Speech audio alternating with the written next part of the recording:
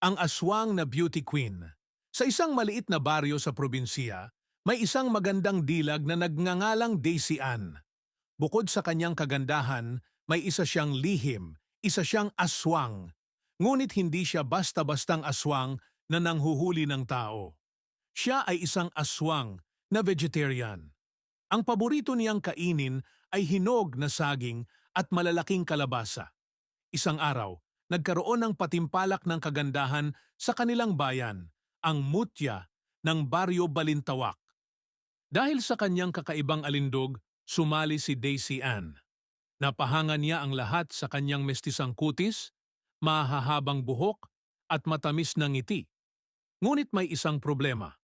Bawal ang patimpalak sa gabi dahil ang huling bahagi nito ay isang candle walk, kung saan maglalakad ang mga kandidata habang may dalang kandila.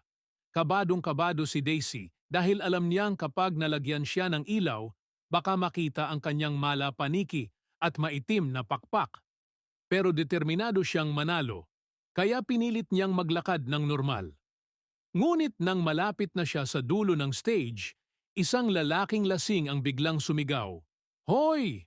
Ang anino niya may pakpak!" Nagkagulo ang buong baryo, may mga tumakbo, may mga nawalan ng malay, at ang ilan ay nagsisigaw ng aswang, aswang. Si Daisy naman ay nataranta at lumipad nang mabilis sa likod ng entablado. Ngunit bago siya makalayo, biglang inanunsyo ng MC. At ang panalo ngayong taon ay walang iba kundi si Daisy. Laking gulat ng lahat nang bigla siyang bumaba mula sa bubong, dahan-dahan, at may dramatic entrance pang kasama. Kahit halata ng isa siyang aswang, palakpakan pa rin ang lahat. Maganda naman siya at hindi naman nangunguha ng tao, sabi ng isang matandang hukom. Simula noon, tinanggap na siya ng baryo. Naging kauna-unahang aswang beauty queen si Daisy.